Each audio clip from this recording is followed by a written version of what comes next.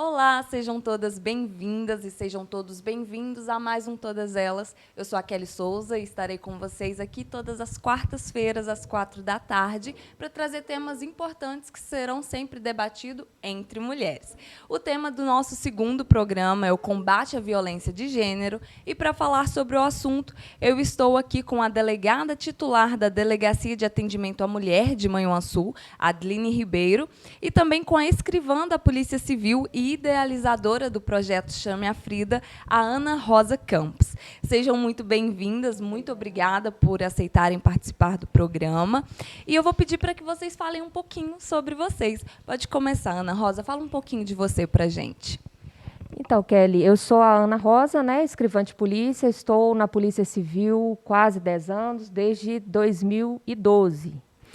E trabalho aqui em Manhuaçu desde 2017. Antes disso, eu estava em Ipatinga, também trabalhando em delegacia especializada de atendimento à mulher. Sou, além de escrivã da Delegacia da Mulher, eu sou também uma ativista pelos direitos das mulheres e pelo fim da violência doméstica.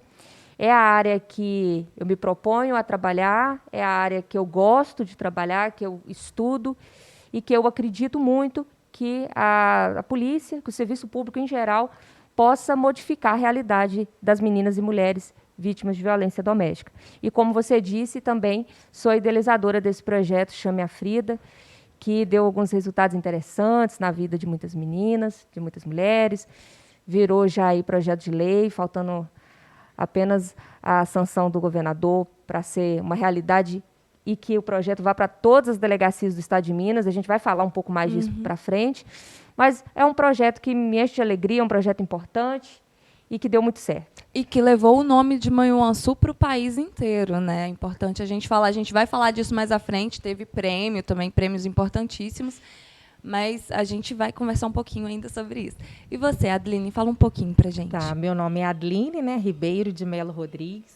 Eu sou carioca, como vocês podem perceber através do meu sotaque, mas estou na Polícia Civil desde 2008. Minha primeira delegacia foi em Manhumirim, fiquei lá durante 1 ano e 9 meses. E em 2010, bem no início de 2010, eu vim para Manhuaçu, atuei em várias áreas, mas em 2016 eu fui designada para trabalhar na Delegacia Especializada de Atendimento à Mulher, da qual eu sou responsável até os dias de hoje aí. A gente trabalha todos os dias, nesse propósito, de tentar diminuir a violência doméstica aí para as meninas e mulheres. Ou seja, ambas estão aí há mais de década, nessa luta contra a violência de gênero, contra a violência contra as mulheres. Bom, antes de começar as perguntas, como de costume, eu vou introduzir o tema de hoje, eu vou trazer alguns dados sobre a violência contra as mulheres no Brasil, principalmente falando aí sobre a pandemia, que a gente sabe que teve uma mudança no cenário também, em relação a dados e tudo mais. Então, ai, troquei as fichas aqui, gente. Acontece, normal. Prontinho.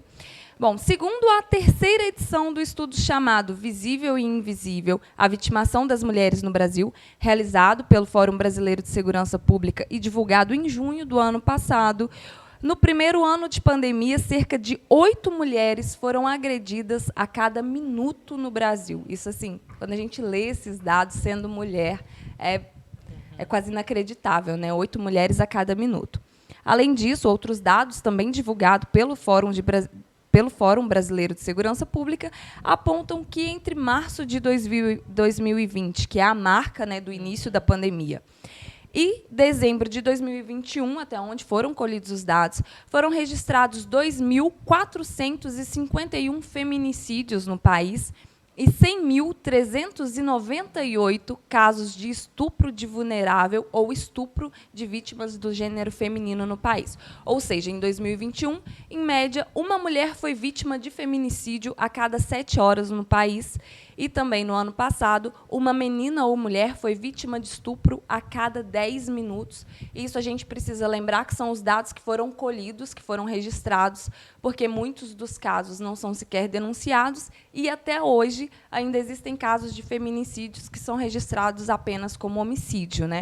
E eu gostaria de pedir para que vocês comentem um pouco desses dados para a gente, no sentido mesmo de percepção de vocês, enquanto mulheres que trabalham diretamente nessa área de combate à violência de gênero. Então, na verdade, eu vou expor um pouquinho, depois a Ana complementa, no sentido de que realmente a gente, através desses números aí, em termos de Manhuaçu, a gente pode afirmar que os nossos números, na verdade, se mantiveram estáveis. E com relação aos feminicídios, na verdade, eles não aconteceram, justamente por causa desse trabalho que a Ana vai falar do Chama Frida, né? Dos outros atores envolvidos nessa situação, Poder Judiciário, Ministério Público, CREAS, CRAS, Polícia Militar. Então, desde o início da pandemia, a gente iniciou um trabalho muito em conjunto. E esse foi o resultado. Nós ficamos em Manhuaçu por mais de 2 anos sem feminicídio, justamente em época de pandemia. Infelizmente, no dia 1º de janeiro agora de 2022, foi quando essa marca, vamos dizer assim, ela se rompeu, depois de mais de 2 anos, que o último feminicídio que nós tivemos foi no dia 23 de dezembro de 2019, ou seja, antes da pandemia.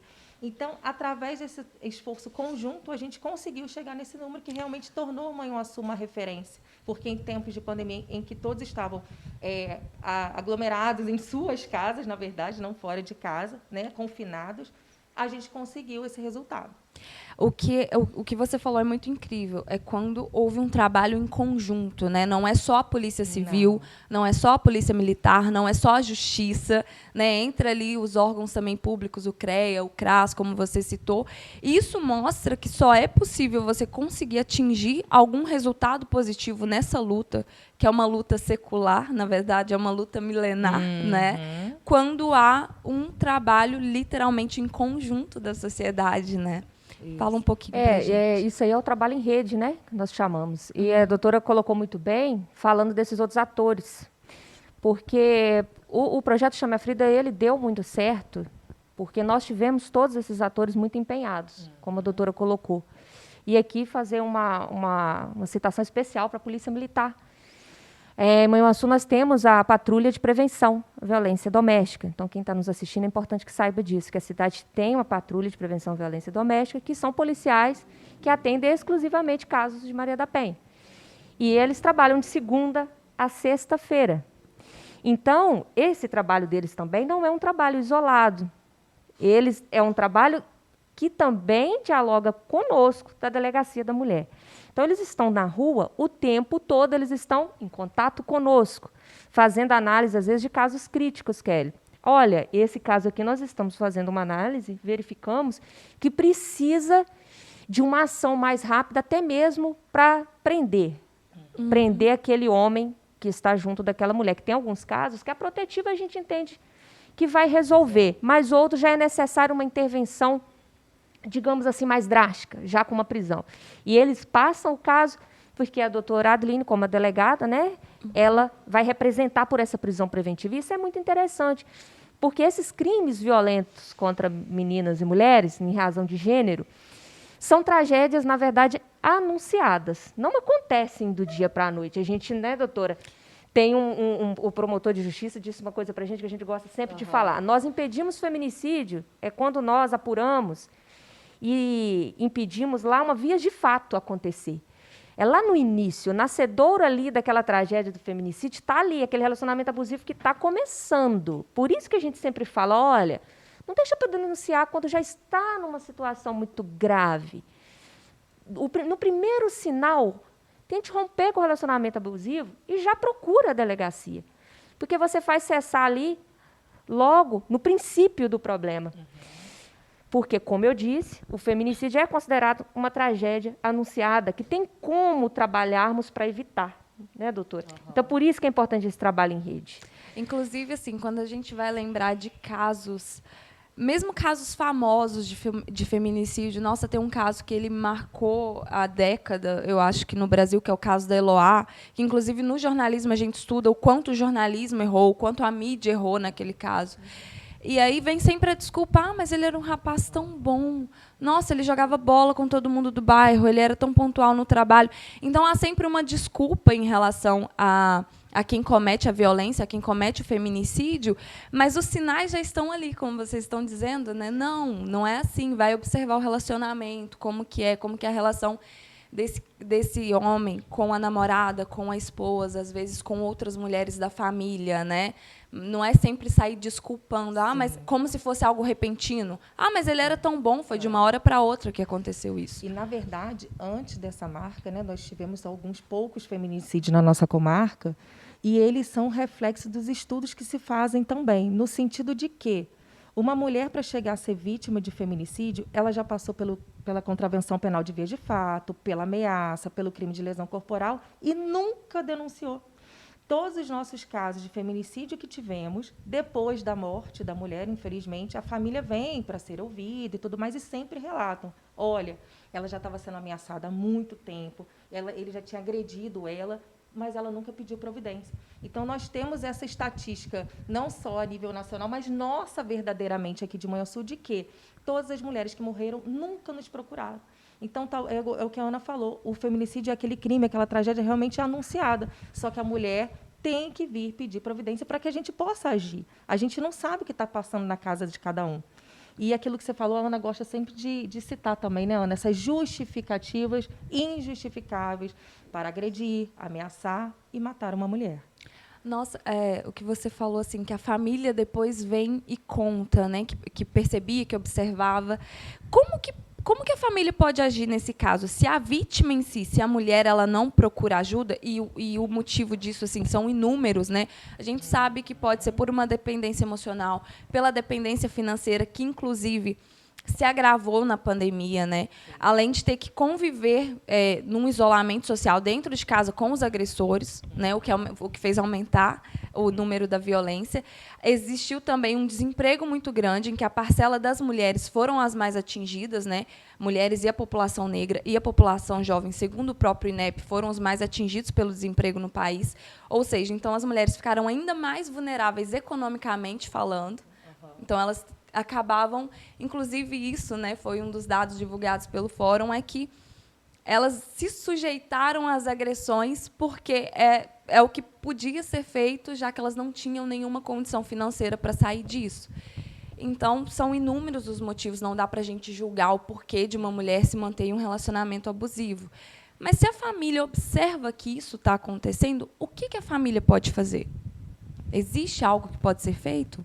Na verdade, a família, né, deve conversar com aquela vítima e pedir para que ela nos procure. Porque existem crimes que são de ação pública condicionada à representação. Realmente, a gente precisa da presença da mulher lá para fazer essa denúncia, para fazer esse registro. Mas tem outros crimes que são de ação pública incondicionada. Ou seja, se a família da vítima nos procurar, né, nos dar testemunhos de que aquilo ali está acontecendo, talvez a gente possa, né, ali conseguir evitar um mal maior. Mas, na maioria das vezes, a gente sempre, né, que está aqui nesse bate-papo, que dá entrevistas, a gente fala, denuncie, não tenha medo do que vai acontecer, nós estamos aqui para apoiar, existem os órgãos municipais aí que também estão à disposição para apoiar aquela mulher, que a gente entende, igual você falou, são inúmeros os motivos que levam ela a não denunciar, né? Mas ela tem que entender que a vida dela vale mais do que qualquer outra coisa, do que dependência financeira, do que o relacionamento ali com os filhos, porque depois que ela morrer, fica tudo por aí, não adianta. Então, assim, é esse tipo de conscientização que as mulheres têm que ter, de que pior do que a morte não existe. Depois que ela não estiver mais aqui, ela não vai cuidar de filho, não vai ser mais a mulher da casa, enfim. Então, é nesse tipo de conscientização que a gente busca aí todos os dias. Kelly, a doutora colocou, inclusive, essa questão, que existe, de fato, uma questão técnica, né, que tem que ser seguida da lei, exigências da lei que a doutora colocou. Alguns crimes dependem de representação. Então, por exemplo, a mulher que está sendo ameaçada, se ela não representa, a doutora não pode agir. Porque ela é a vítima direta. Ela é a vítima direta. Ela tem que representar uma condição de procedibilidade para que a doutora inicie uma investigação, instaure um inquérito e tome providência.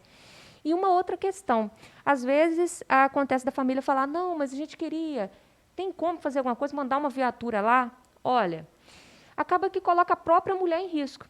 Se a gente envia uma viatura na casa de uma mulher que não está preparada para aceitar essa proteção e não quer, às vezes, essa interferência, quando chegar ali a viatura, a grande tendência é que ela minta. Fala, olha, não está acontecendo nada, não, está tudo bem. E quando a viatura vai embora, esse homem vai ficar ainda mais agressivo e vai cometer uma represália. Ah, então alguém chamou, agora você vai sofrer as consequências. Então, por isso que é importante que a mulher queira a ajuda. Porque seria o caso, olha, dela não voltar para casa, você pede uma protetiva, ela já vai para casa de um familiar e a gente já está ali em monitoramento dela. Isso é muito importante ser dito. Não é tão simples assim, às vezes, igual pedem para a gente, né, doutora? Enviar uma viatura. Temos que analisar se estaremos colocando em risco a vida daquela mulher. Né? Nossa, inclusive o que vocês falaram, ou seja, o papel da família ou dos amigos que percebem que existe uma mulher numa situação de estar sofrendo algum tipo de violência, a gente sabe que não é só física, mas vamos falar disso um pouco mais à frente, é mais ser a rede de apoio, então. Então, é tentar conversar com essa mulher, tentar conscientizá-la para que ela busque a ajuda da polícia, né? Porque só aí vocês, de fato, poderão fazer algo, né? E tirando alguns casos específicos. Isso. Igual a gente falou aqui, esse exemplo que a gente gosta de citar, que é a nossa realidade, de que todas as mulheres que morreram não procuraram medida protetiva, isso quer dizer que, quando ela procura, com todos os poréns que ela tem, a medida protetiva, até certo ponto, ela resolve. Pelo menos aqui na comarca de Manhuaçu tem resolvido. Porque se você tivesse noção de quantos atendimentos a gente faz todos os dias de mulheres que estão sendo ameaçadas, agredidas e não vieram a morrer, então quer dizer que ela faz sentido, né? Então, essa é uma forma de conscientização e de encorajamento que a gente dá agora aqui para as mulheres que estão sendo vítimas de violência doméstica, participando de um ciclo de violência que elas naturalizam, porque existe esse ponto também, né, Ana? Muitas mulheres não ele têm... só faz quando está nervoso, só quando ele bebe, né? Exatamente. As mulheres naturalizam aquele ciclo de violência que elas vivenciam ali todos os dias, achando que aquilo é normal. Então, a gente vem todos os dias aqui falar, olha, não... A gente vai falar mais adiante, igual você falou, existem 5 tipos de violência, não é só física, não é só psicológica e tal. Por quê? Para elas entenderem que elas devem sair daquilo ali e buscar uma alternativa para que elas sobrevivam. Por isso que a gente sempre fala, denunciem, denunciem, denunciem. Esse é o melhor caminho sempre. É o melhor caminho. Tanto é que é o melhor caminho que muitas mulheres, quantas vezes já disseram para a gente, olha... Não vou denunciar porque eu vou prejudicar o pai dos meus filhos. Meus filhos vão ficar com raiva de mim. Ele vai ficar com a ficha suja e não vai arrumar um emprego. Mal sabem ela que o maior prejuízo seria que aquela criança fosse um órfão do feminicídio, que o Fórum Brasileiro de Segurança Pública, inclusive, veio com um estudo aí, noticiado no Fantástico, e que foi muito interessante de mostrar como que ficam essas crianças. Não é muito pior uma mãe assassinada e um pai preso? Então, quando ela age, claro, vai ter ali o desgaste de todo o processo judicial, vai ter o desgaste para esse homem, vão ter consequências ali, em primeiro ponto? Terão, mas consequências muito menos danosas do que se culminar num feminicídio. Exatamente. Aí sim você destrói a vida dos seus filhos e deixa sequelas que serão insuperáveis, né? E ficam os órfãos do feminicídio. Inclusive, eu vi esses dados na página do Chame a Frida no Instagram, né, que eu vi que foi feito o post lá com as explicações. Inclusive, já vou deixar aqui o convite para que sigam a página do Chame a Frida. É @chameafrida mesmo, né?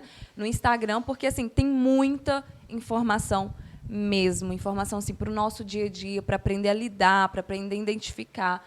Então, vão lá, sigam, que já vai ajudando essa conscientização, né, do que é a violência. Então, já vamos aproveitar o gancho. Explica para a gente quais são esses 5 tipos de violência que você citou, que muitas vezes a gente acha que é só o feminicídio, ou o estupro, ou a violência física em si, mas não é, né? Existem violências que são mais sutis.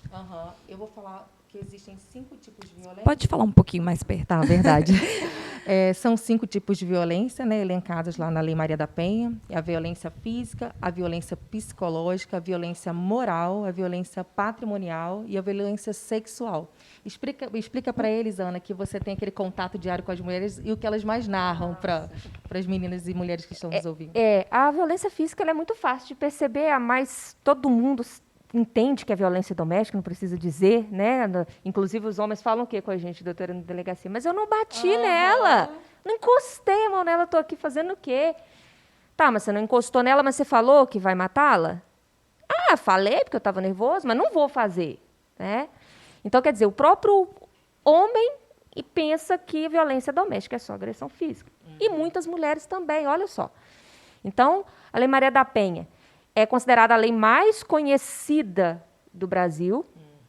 Todo mundo já ouviu falar, pode não saber. Já está perto de completar aí 16 anos, né? Em agosto, se eu não me engano, completa 16 anos. Então, veja bem, é uma lei tão conhecida, todo mundo ouviu falar, mas não sabe entender quais são os 5 tipos de violência. Então, a física, tranquilo. Quando o homem ou a mulher, deixar claro isso aqui, né, gente, que violência doméstica não é só cometida por homens, mulheres também poderão ser responsabilizadas por violência doméstica.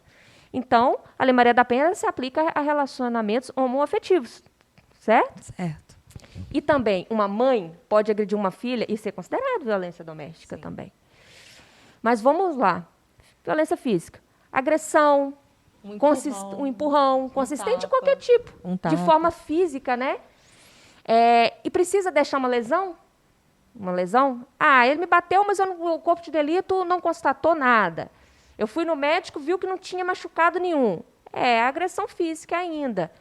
Que aí, né, doutora, seria as vias de fato, contravenção de vias de fato. Por quê? Porque não foi constatada a materialidade daquele crime de lesão corporal, porque a lesão corporal ela exige um laudo. Seja um laudo, para quem não sabe, o corpo de delito, ou a mulher vai realizar diretamente num posto, né? Ou um posto médico legal, junto ao médico legista, ou, na maioria das vezes, né, doutora, é feito através desses prontuários de atendimento que ela vai num médico. Então, às vezes, olha, eu não consegui ir no médico legista da Polícia Civil, fui agredida agora. O que eu faço? Pode se dirigir ao pronto-socorro municipal. Um médico da minha confiança, um médico que eu gosto de, sim, você poderia ir nele, ele constata, olha, percebi as escoriações no pescoço dela, ela está com uma marca roxa no braço, ele vai constar num documento, um laudo, depois esse laudo vai ser entregue para a gente, vai ser utilizado como prova da lesão corporal. Ela é simples de entender. E o incrível é que você deixou claro, não é só a agressão que deixa marca, não é só o soco, não é só o chute ou o pontapé, é o empurrão, é o tapa, mesmo que não deixe marca, ainda assim é uma agressão física. Apertar o braço, tem homem que pega o braço da mulher, e a mulher sempre fala isso pra gente, ele me deu solavanco, ele me apertou, ele me imprensou. Isso é agressão física. Né? Não é só quando dá um soco, um chute, propriamente dito, né, doutora? Às vezes os homens chegam lá e falam assim, mas eu só empurrei ela, nem deixei marca. Pronto, já é o suficiente. Não precisa, ninguém disse que precisa deixar, né, vestígio e tal, porque existe essa contravenção penal chamada via de fato, que se enquadra nesse tipo de situação. A violência sexual também é fácil de você analisar pelo próprio nome, violência sexual. Então, só que muitas mulheres não têm essa noção. Não tem essa Inclusive, noção. depois que você explicar, eu vou citar um exemplo de uma mulher que eu atendi ontem na delegacia.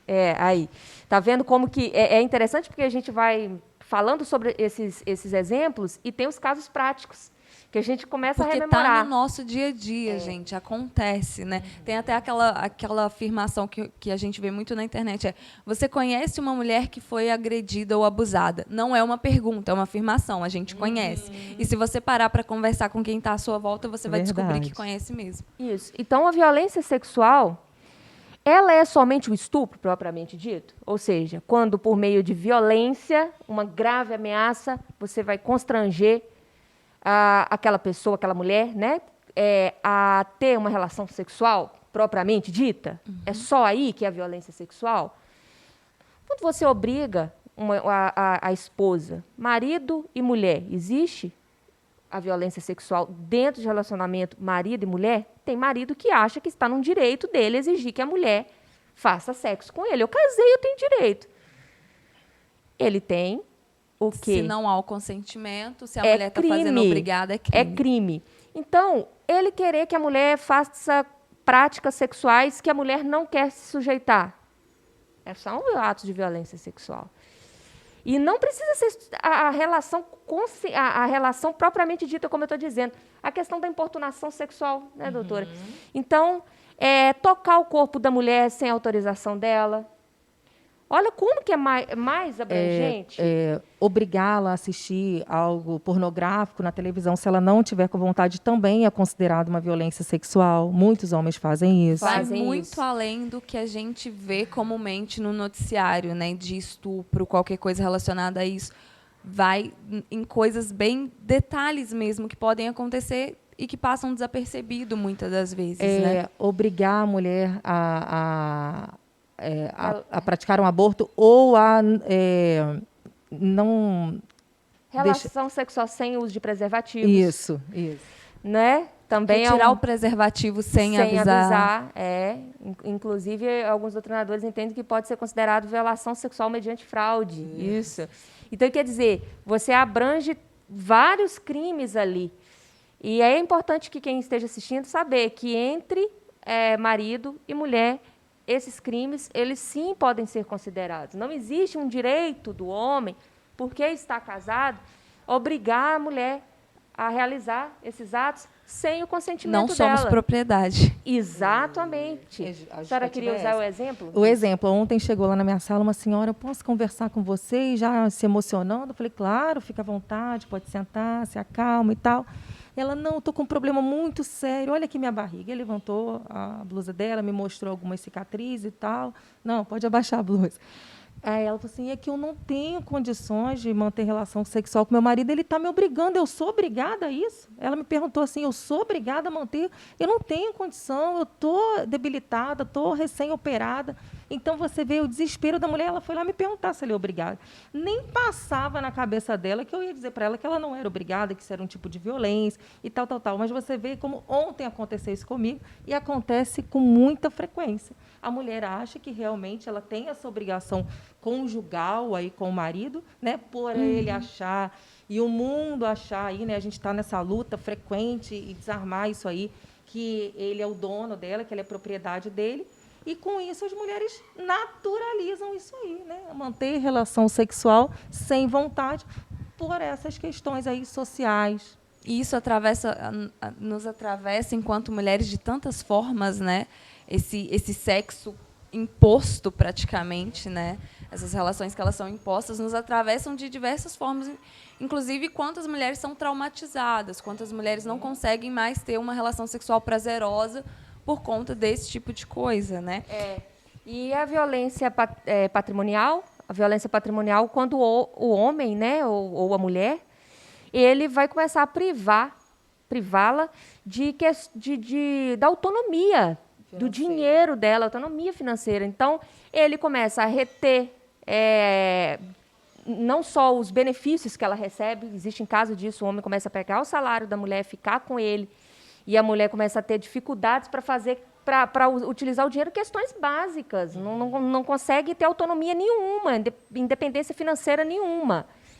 É um tipo de violência, né, doutora, que ela é até muito complicada na prática da gente conseguir determinar, porque acaba que aquele casal, muitas das vezes, o homem fala, não, eu sou o provedor da casa, eu que tomo conta de tudo aqui, eu estou fazendo isso pelo melhor da família. Mas é uma situação, Kelly, que a mulher ela fica totalmente desprovida de qualquer independência financeira, até mesmo para poder fazer uma unha, para poder ir no salão de beleza. Então, ele começa a reter tudo para que ela não tenha condições de agir sem ele. Tudo ela tenha que pedir autorização para ele. Para ser o mais submissa possível, exato, né? Por isso que é considerado uma violência, por causa disso, porque você retira dela a independência. A violência psicológica é muito importante a gente não deixar de falar, porque é a que mais acontece, tá? Até porque a ameaça é considerada uma violência psicológica. E hoje, por exemplo, nosso maior índice, né, doutora, de crimes sofridos por mulheres, violência de gênero, são as ameaças. Nós temos muitos e muitos casos de ameaças, principalmente pelas redes sociais. Hoje é muito utilizado o WhatsApp para cometer uma ameaça. E esses áudios são provas inequívocas de que aconteceu aquela ameaça mesmo. Inclusive, foi agora introduzido também na Lei Maria da Penha, que ela é sempre atualizada, é importante dizer, né? Ela existe há 16 anos, mas ela é atualizada constantemente, os crimes cometidos por meios digitais, né? Então, esse tipo de ameaça, esse tipo de coisa se enquadraria nesse sentido? Sim. Na verdade, o crime de ameaça, ele já previa, porque por qualquer meio, né? Você prometer mal, injusto ou grave por qualquer meio. Então, já era previsto que você utilizaria da internet, por exemplo, se diz qualquer meio que venha surgir também, por isso o artigo ele deixou isso bem aberto. Agora, você deve estar se referindo ao stalking, né, ao stalking, ele é muito realizado hoje, principalmente pelas redes sociais. Então, a novidade do crime de stalking, né, doutora, veio para tentar abranger todas essas questões que às vezes não tem uma ameaça muito clara. Exato. Mas o homem fica ali insistentemente, a mulher já disse, olha, eu não quero nada com você. E ele continua. Ao ponto da mulher começar a se sentir cerceada em sua liberdade, sua intimidade. Por isso acaba sendo considerado o stalking, uma perseguição.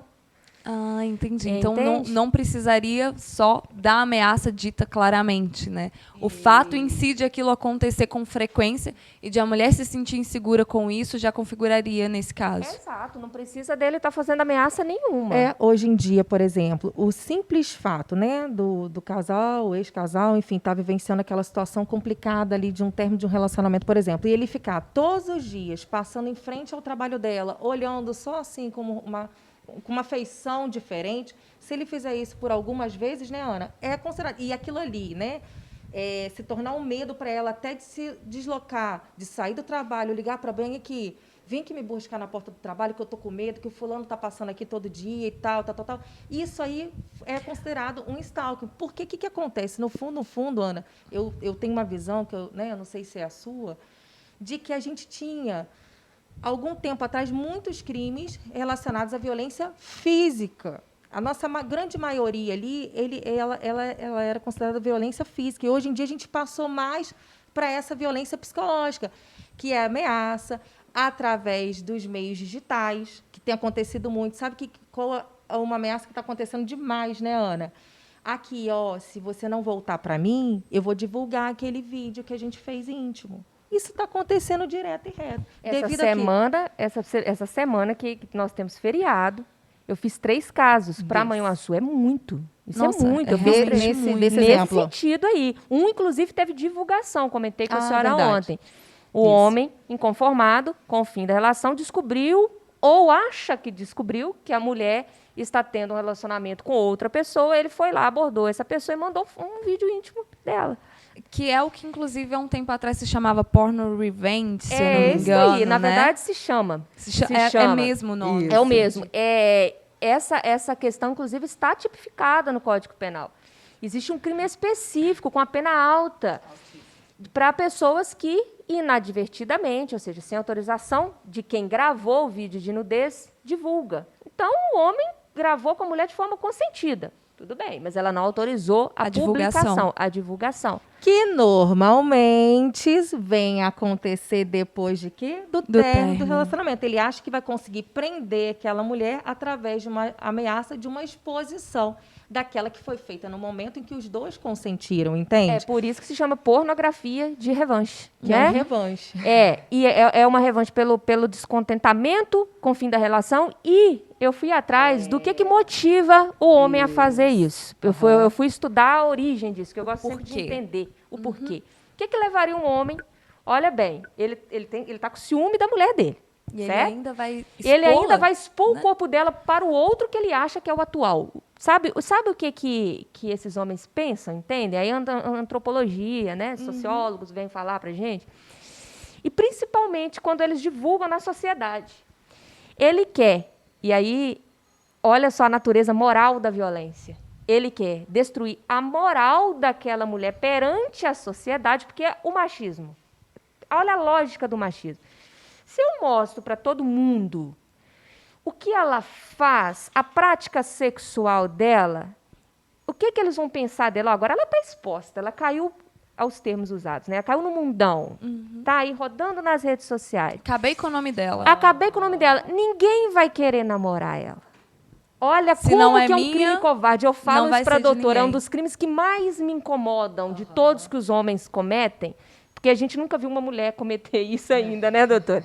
Em relações homoafetivas. Mas porque ele pensa assim, Aí agora ela caiu na boca de todo mundo, ninguém vai levar ela a sério, ninguém namora com ela, só vai vir para mim. Se ela tiver, a chance agora é ela voltar para mim, porque eu vou aceitar, mas o resto não quer. Tá vendo como é covarde? É muito covarde, é sempre no sentido da posse, né? Se não é minha, não vai ser de mais ninguém. E eu vou acabar com o nome dela para ela ser só minha. Agora, Kelly, olha que só uma coisa que eu acho que tem que ser falado. Porque um homem que tivesse um vídeo íntimo exposto de um órgão genital, ele não ficaria do jeito que a mulher fica. Sairia garanhão. Sairia sim, e a depender de certas circunstâncias corporais, poderia sair até com uma fama muito boa. Aconteceu recentemente. Aconteceu Eu acho que ele ganhou até apartamento, se eu não me engano, aí de presente. Um indivíduo em situação de rua, né?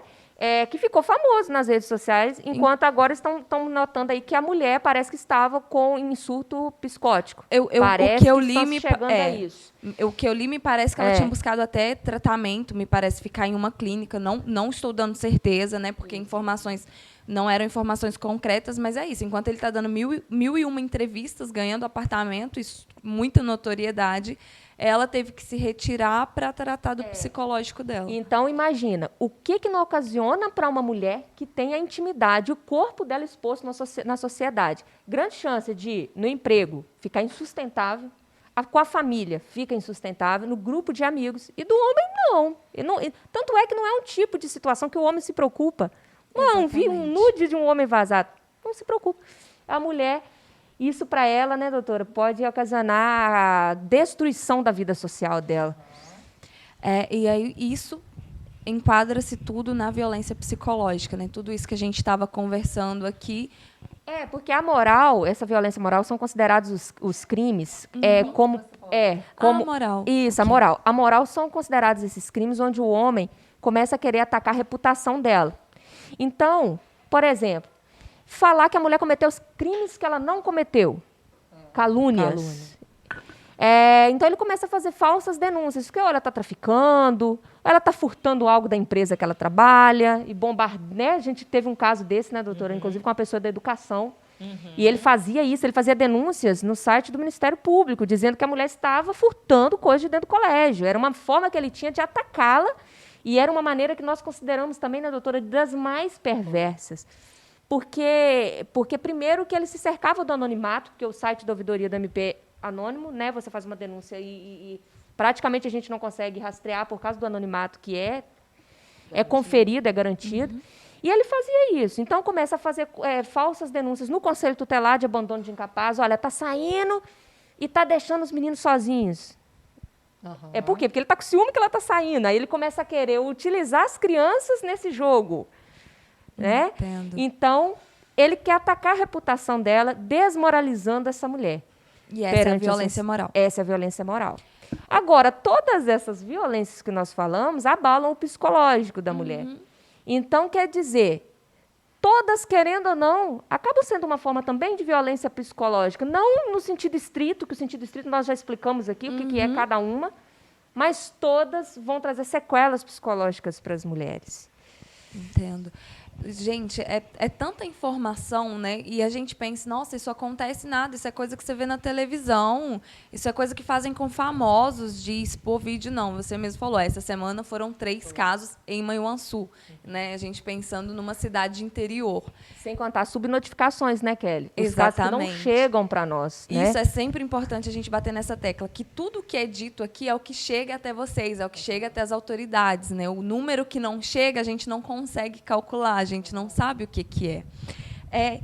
Agora vamos aproveitar e falar do Chame a Frida, porque a gente já explicou todo esse cenário, inclusive da pandemia, desse número de casos, apesar de na região não ter acontecido, né, de a gente ter passado mais de 2 anos sem feminicídio, mas que na pandemia teve esse aumento, ao mesmo tempo em que, mundialmente, né, nem só nacionalmente, houve um aumento do número de casos de violência, houve também uma redução do número de mulheres procurando ajuda por conta do confinamento. E, a partir disso, que surgiu o Chame a Frida. Né? Conta para a gente do projeto.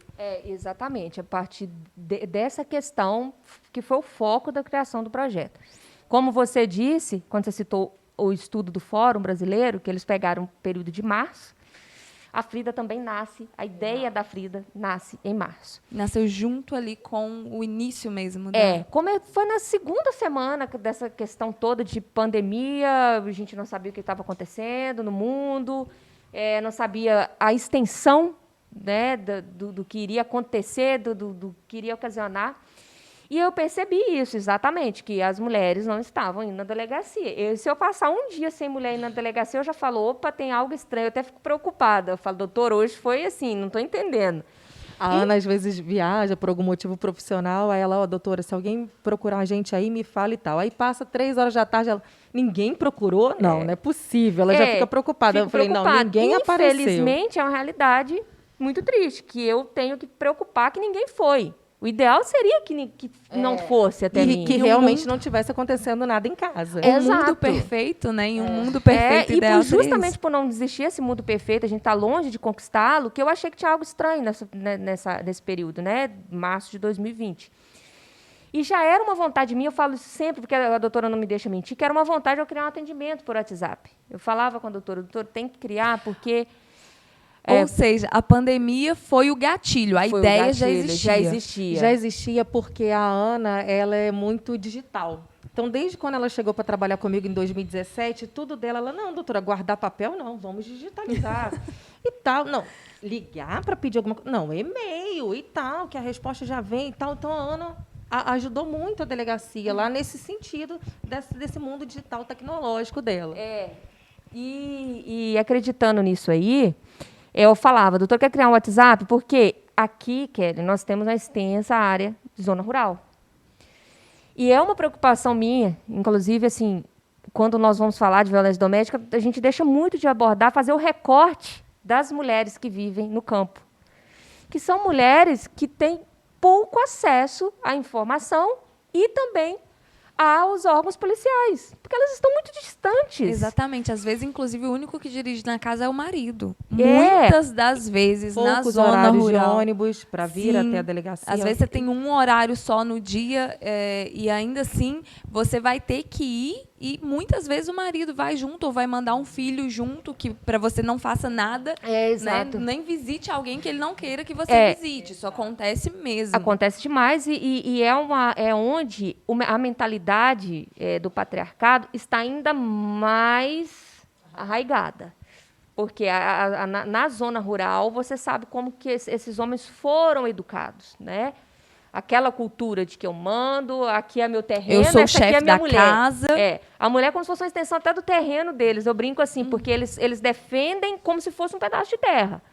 Então, eu tenho muita preocupação com as mulheres do campo. É uma questão que mexe muito comigo, de imaginar como que essas mulheres estão lá, né, doutora? E chegam pessoas muito humildes para pedir para a gente, às vezes, uma informação que não sabem assim, a diferença de questões básicas. Porque as mulheres da região metropolitana, e as mulheres com maior poder aquisitivo, principalmente, quando acontece uma violência doméstica, Kelly, elas podem contratar um advogado, elas têm um médico, um amigo, alguém para poder telefonar e falar, olha, eu estou machucada, como é que eu faço?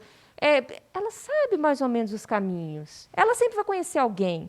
A maioria dessas mulheres mais simples, vamos dizer assim, elas chegam lá na delegacia e falam assim, olha, eu sei que tem um negócio aí de uma lei Maria da Penha, mas como é que funciona? O que é? A pessoa sabe até que existe algo ali para proteger ela, para ajudar ela, mas não faz a mínima ideia dos recursos que ela tem, né, disponíveis. E isso é muito preocupante e que eu acho que tem que ser visto pelo Estado como uma questão prioritária. Por quê?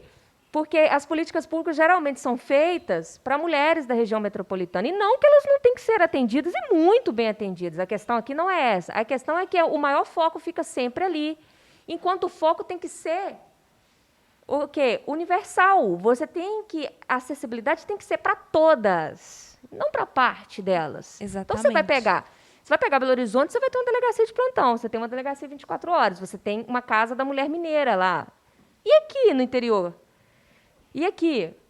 Como que fica essa assistência? Então, é a preocupação primordial que, pelo menos, eu tenho muito, e a doutora também tem uma grande preocupação com essas mulheres que são muito humildes, assim, e a doutora fala sempre, olha, nossa, aí tem que ver direitinho se ela entendeu, dá um papel para ela, não sei o quê. Por quê? Porque a gente sabe que não tem condições de entender muitas questõezinhas básicas. Tem que tentar se fazer o mais claro possível, da forma mais Então, simples a ideia possível, do WhatsApp, né? Kelly, veio nesse sentido. Eu queria criar esse número de WhatsApp para que essas mulheres comunicassem com a delegacia de forma mais fácil. Por quê? Eu sempre percebia que todas elas tinham WhatsApp. Por quê? Elas tinham celular. E uma internet, nem que fosse, antigamente falava muito internet, a rádio, né? Mas elas tinham internet na casa delas. Então, elas poderiam conversar. Seja por áudio, a Frida recebe áudios também, as mulheres analfabetas, então, às vezes a Frida responde por texto. A mulher está insistindo no áudio, eu já vi. Aí, quando eu vou ouvir, olha, eu não sei ler e escrever. Tem como? Aí fala assim, tem como, Frida?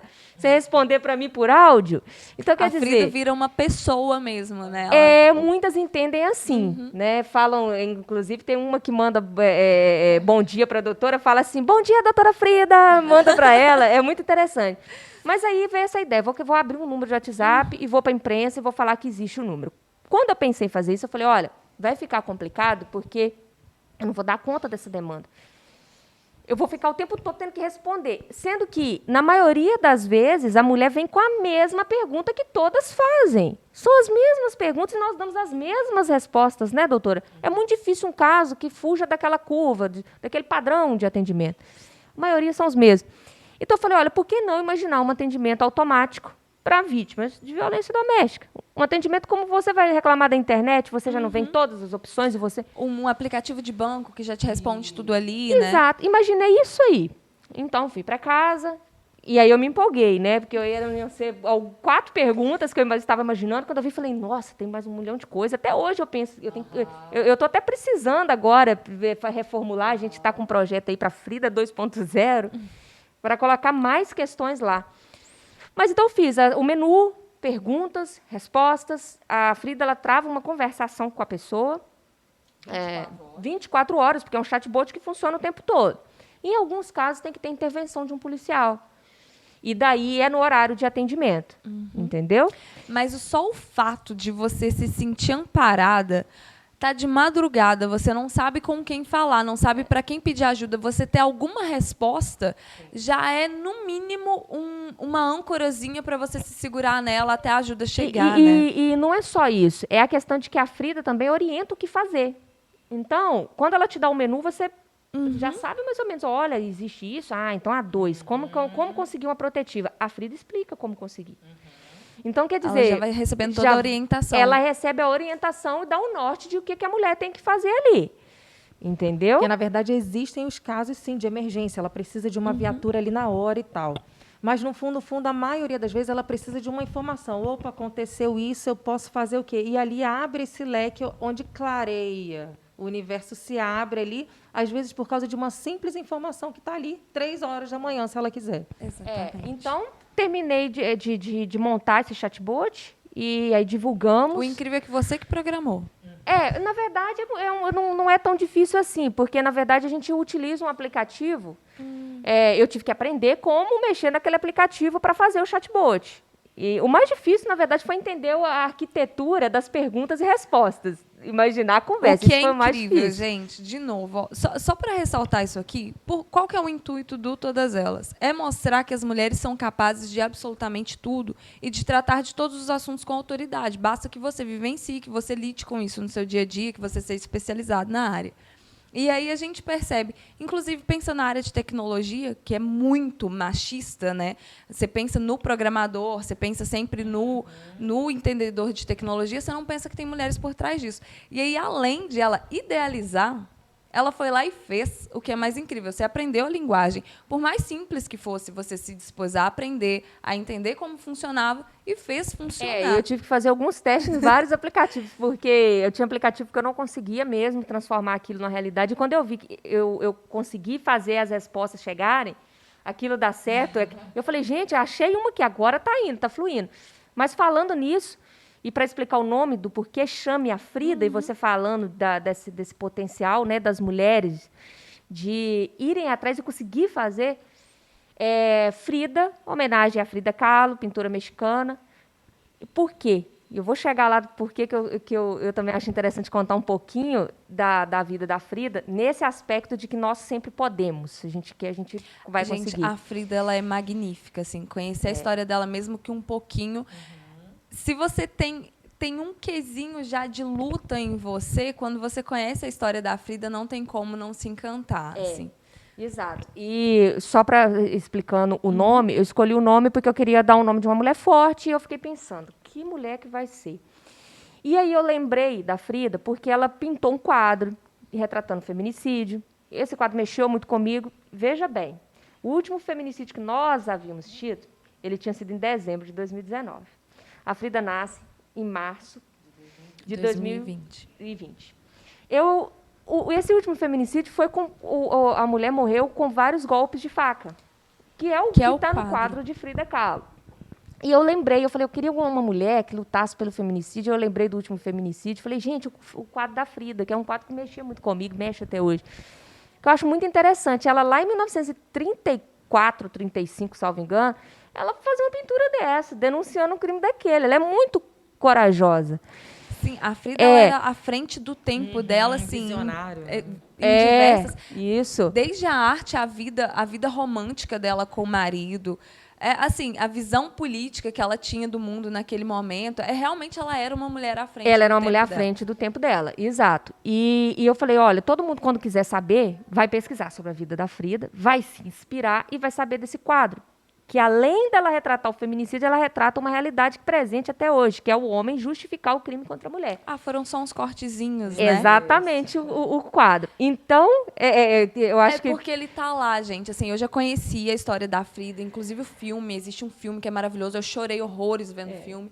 Mas lá no site do Chame a Frida, tá lá, inclusive, o quadro, tá a explicação, tá um pouco da história da Frida Kahlo.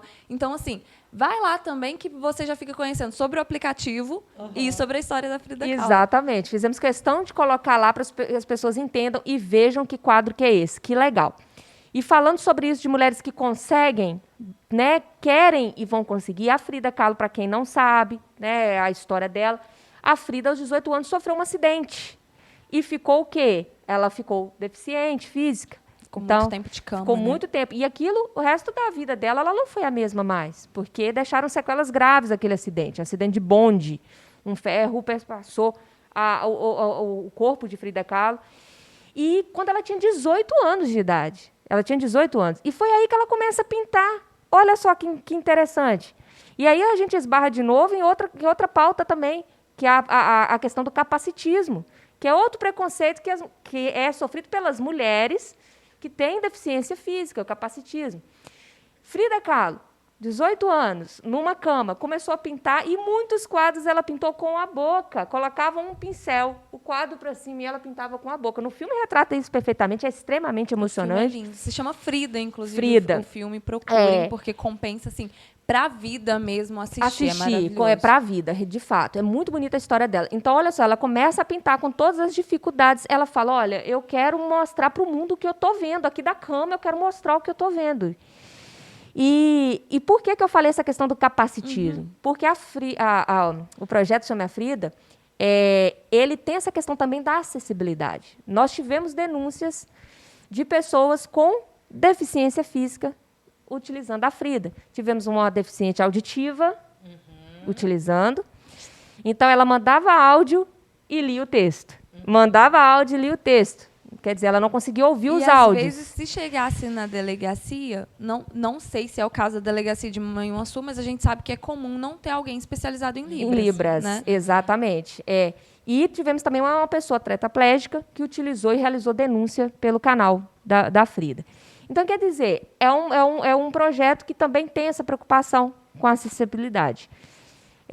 Além de ser acessível para mulheres que têm pouca informação ou que não têm sequer uma formação escolar, né, que não sabe ler, que não sabe escrever, é também acessível para mulheres que tenham algum tipo de deficiência. Ele como que é abrangente, né? Incrível o projeto. E, inclusive, a mulher pode se comunicar com deficiência visual, alguém que possa ajudá-la ali, porque a gente também quer avançar nessas questões, sabe, de acessibilidade. Nós sabemos que tem muito ainda o que fazer.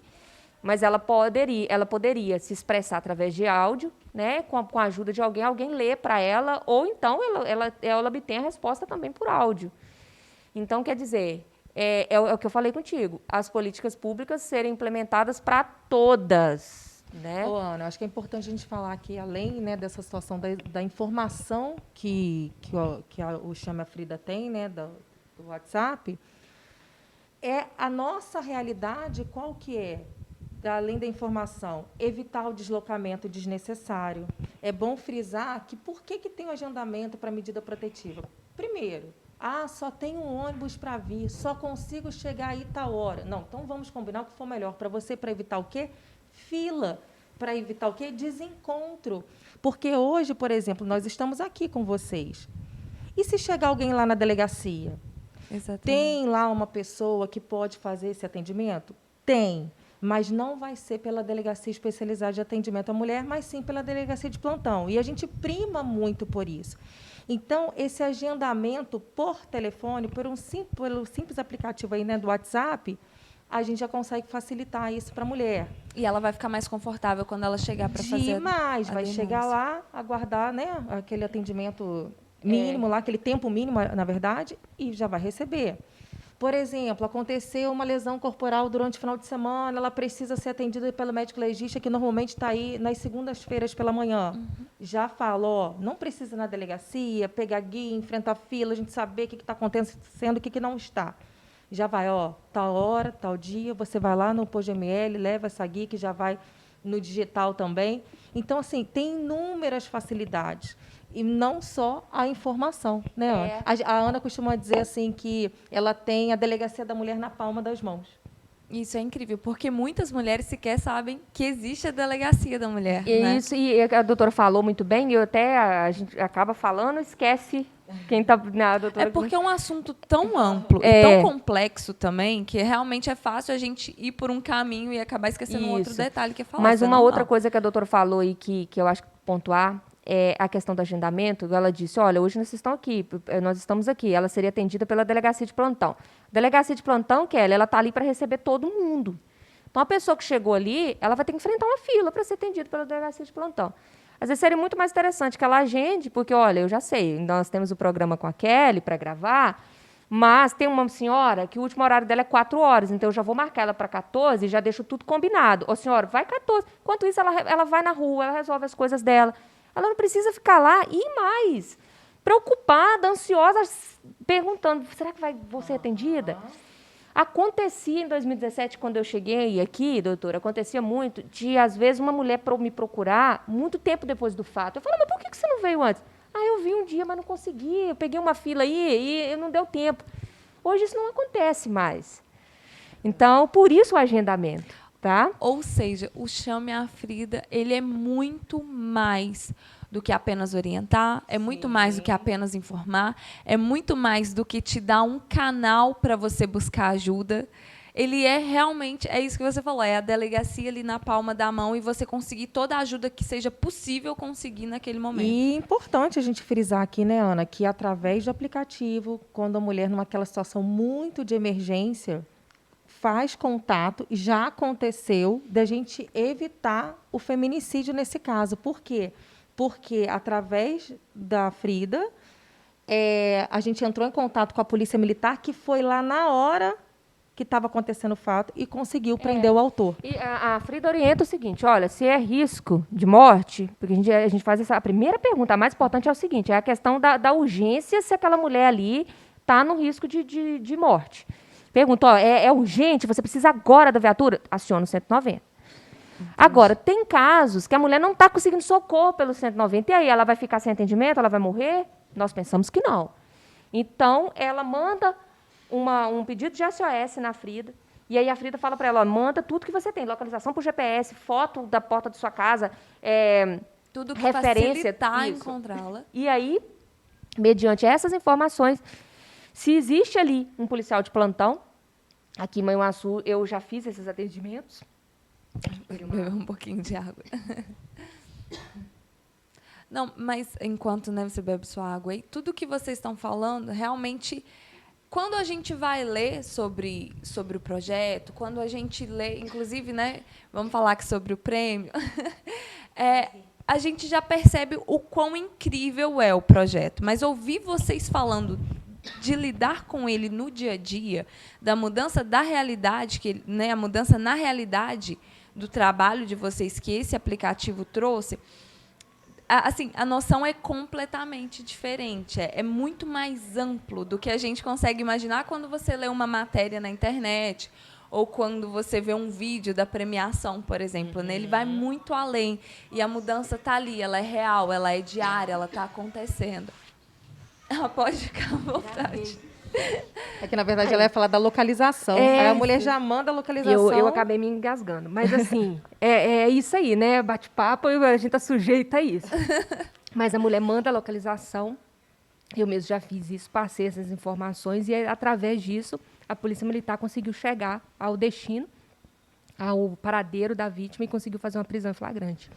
Porque para as mulheres que estão nos assistindo também é importante que elas saibam que existe, para você ver como é a integração, como é a nossa parceria, vamos dizer assim, com a Polícia Militar.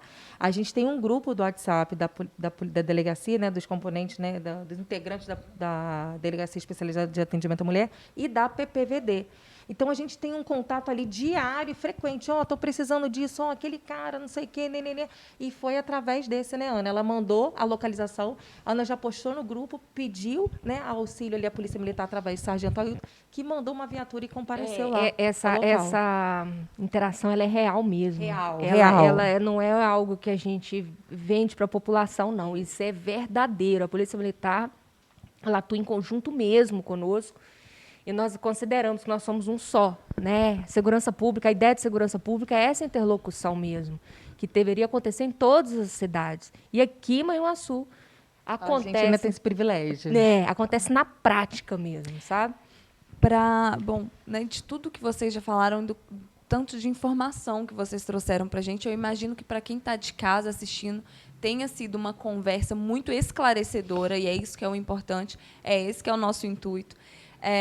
Então, assim, antes de finalizar, eu quero que você comente um pouquinho da sensação de receber o Prêmio Inovário, por exemplo, que foi um prêmio de visibilidade nacional, um prêmio de extrema relevância, e também da aprovação do Frida como um projeto de lei na Assembleia Legislativa aqui de Minas Gerais na semana passada, não foi isso?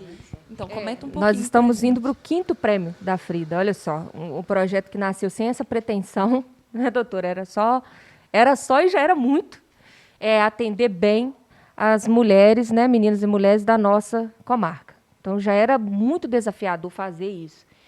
E acabou que o projeto teve tanta adesão, projeto que parece, né?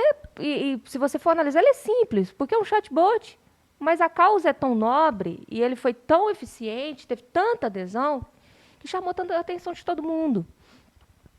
E foi levado para o governador Valadares, chegou lá, teve um impacto muito grande lá, muito atendimento, e as mulheres acharam fácil de usar e tudo. E daí veio o primeiro prêmio, que foi, nós fomos finalistas com 3 meses de projeto. O projeto chamou tanta atenção do Instituto Avon e da revista Marie Claire, no prêmio Viva, pela vida de todas as mulheres, que veio para premiar práticas de pessoas ou instituições que estavam modificando o cenário das vítimas de violência doméstica em tempos de pandemia. Foram 936 iniciativas mapeadas no país, e eles acharam a gente aqui em Manhuaçu, acharam interessante, falaram, olha, como que você teve um start rápido de entender o que estava acontecendo, você reagiu muito rápido, você não utilizou, porque o projeto Chame a Frida não gastou R$1 do Estado, foi um celular doado, um colega escrivão de polícia também, e uma licença de R$29,90 que eu paguei do meu bolso. Então, assim, não gastou R$1 do Estado. Ou seja, grandes mudanças não são necessariamente ligadas a um poder aquisitivo, ou, nossa, tem que só com verba do governo federal. O projeto Chame a Frida mostra, né, isso claramente. Exatamente. É um exemplo, porque assim, era o que eu tinha para conseguir fazer naquele momento. E eu fiz sem esperar que fosse dar isso tudo.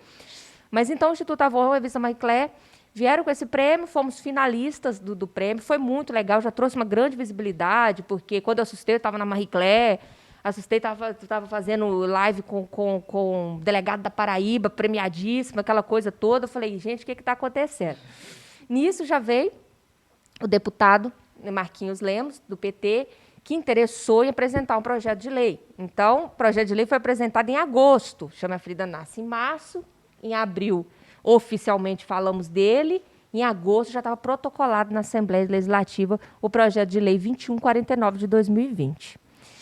Depois do prêmio da revista Marie Claire, eu me inscrevi, esse foi a inscrição, no Prêmio Nova, que é um prêmio oficial do Estado de Minas Gerais, da CEPLAG, e fomos concorrer na categoria Políticas Públicas Implementadas de Sucesso. São aquelas políticas públicas que podem ser comprovadas por meio de números. Então, tinha os números de atendimento, apresentei relatório, fiz a inscrição e vencemos em primeiro lugar, certo? Depois do Prêmio Nova, fiz a inscrição no Prêmio Patrícia Scioli de Direitos Humanos. Então, recebemos menção honrosa do Patrícia Scioli. E, nisso, já estávamos inscritos no Prêmio Novari, que é o maior prêmio da justiça brasileira. Depois, também, fiz a inscrição no Prêmio Espírito Público. Então, olha só os prêmios, né? O Espírito Público ganhamos também. Foi vencedora pelo projeto Chame Afrida. Mas a emoção do Prêmio Novari, eu achava muito difícil, né? Porque é um prêmio nacional, todo mundo concorrendo, o projeto é muito bom, mas a gente sabe que o Brasil é enorme, que está cheio de gente muito capaz e com excelentes projetos. Inclusive, o projeto com o qual você foi finalista era um projeto também muito importante. Nossa, né? Exatamente. Foi isso que eu fiquei tão assim, quando eu vi. Eu recebi a ligação do Instituto, né, Inovari, falando para mim, olha, você está na final com Fogo Cruzado, o aplicativo Fogo Cruzado da Cecília, do Rio de Janeiro. Eu falei, já sou muito honrada de estar na final lá, né? Com a Cecília do Fogo Cruzado. Eu pensava, é muito difícil, né? E quando o ministro Dias Toffoli anunciou na sessão solene que a vencedora era o Chame Afrida, a doutora, né, viu, eu fico muito espantada, porque eu acho o aplicativo Fogo Cruzado um dos melhores aplicativos que nós temos e é uma das maiores bases de dados da América Latina, salvo engano. Eu acho que isso é falado no próprio Instagram deles. Então, é um aplicativo que eu baseio e que eu sonho que a Frida utilize algumas ideias do próprio aplicativo Fogo Cruzado. Assim, foi muito emocionante, deu muita repercussão, todo mundo veio falar. Eu, inclusive, olha, morando em Manhuaçu eu morei um tempo fora para estudar, tinha voltado para Manhuaçu, mas logo em seguida veio a pandemia. Eu não conhecia o Chame Afrida, eu fui conhecer justamente quando eu vi a notícia do Prêmio Novari, e aí citou o aplicativo e falou de Manhuaçu. E eu estava vendo televisão, falei, mas o quê? E aí que eu fui prestar atenção. Fui pesquisar, e aí que eu fui ler sobre o assunto. Eu falei, gente, e eu aqui na cidade não conhecia. E o Toffoli, quando anunciou o prêmio, ele falou, olha, é com atitudes simples que vamos mudar o Brasil. Simples, mas eficientes. E eu acho que o projeto Chame Afrida é bem isso aí mesmo, eu sempre falo. É simples, é um celular que tem um chatbot, mas nós estamos fazendo a diferença. Nós estamos fazendo um trabalho. Diferença. E agora estamos indo para a sexta premiação, que é um prêmio do Fórum Brasileiro de Segurança Pública, é um dos que eu tenho mais carinho de falar, porque eu sou uma grande admiradora do Fórum Brasileiro. E a Samira Bueno, diretora executiva do Fórum, esteve aqui nos visitando, né, doutora? Ela passou 2 dias conosco. Semana retrasada. Ela passou 2 dias aqui. Então, assim, para mim, foi um orgulho imenso. Eu falava, doutora, Samira Bueno está vindo visitar a gente. Então, ela veio conhecer sobre o projeto, ela entrevistou mulheres que utilizaram e ainda utilizam o Chame Afrida, porque ainda tem casos que ainda não finalizaram.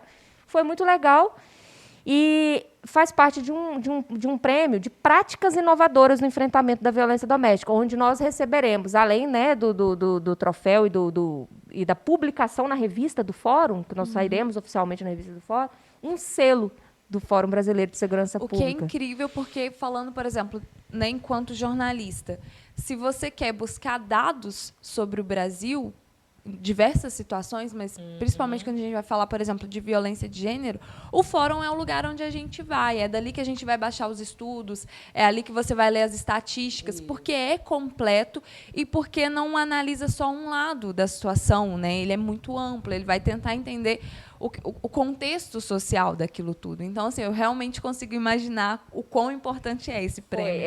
A gente teve todos esses prêmios, visibilidade, agora chegou a hora de, olha, agora virou um viés acadêmico, científico. Então, Já vai ser material de pesquisa.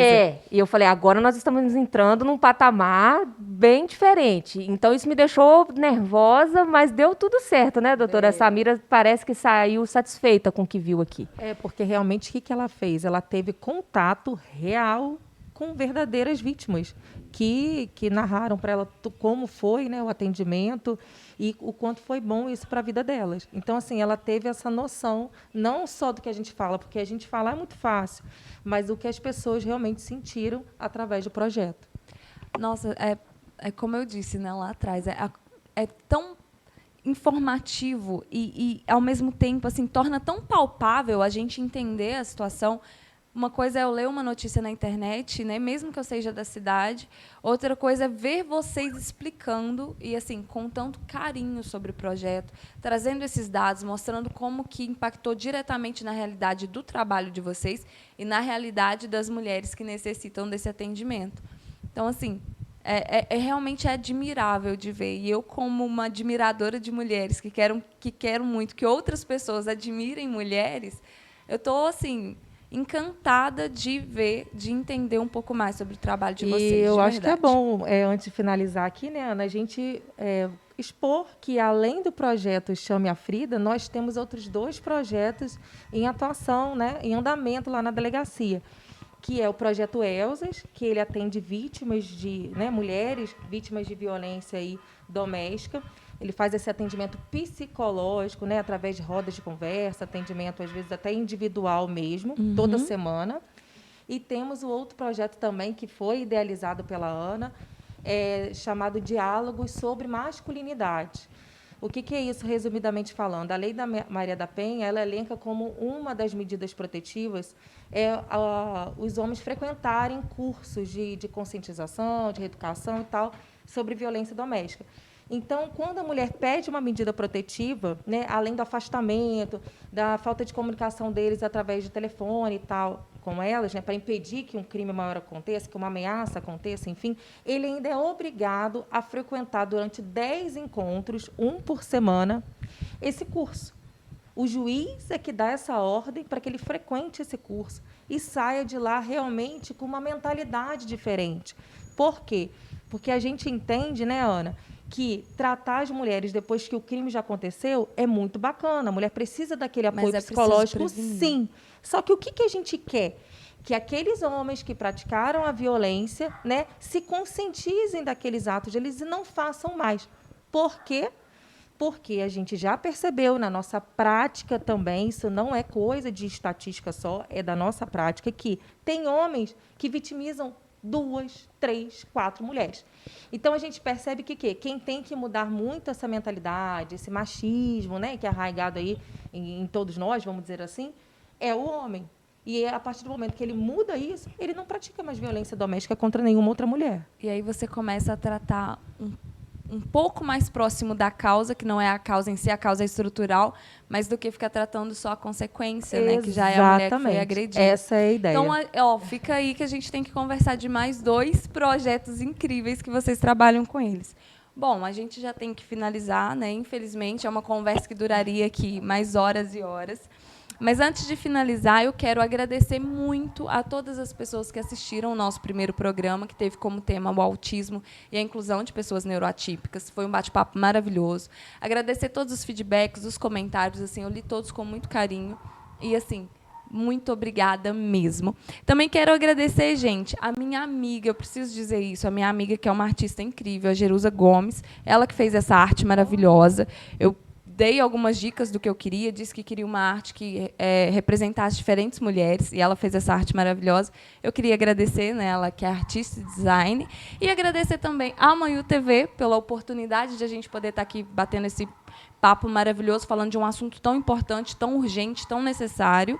E, claro, quero agradecer a presença de vocês. Eu sei que o tempo de vocês é corrido, eu sei que é limitado, eu sei que vocês têm diversas coisas para atender durante o dia, e tirar esse tempo para estar aqui conosco, assim, eu agradeço demais mesmo, tá bom?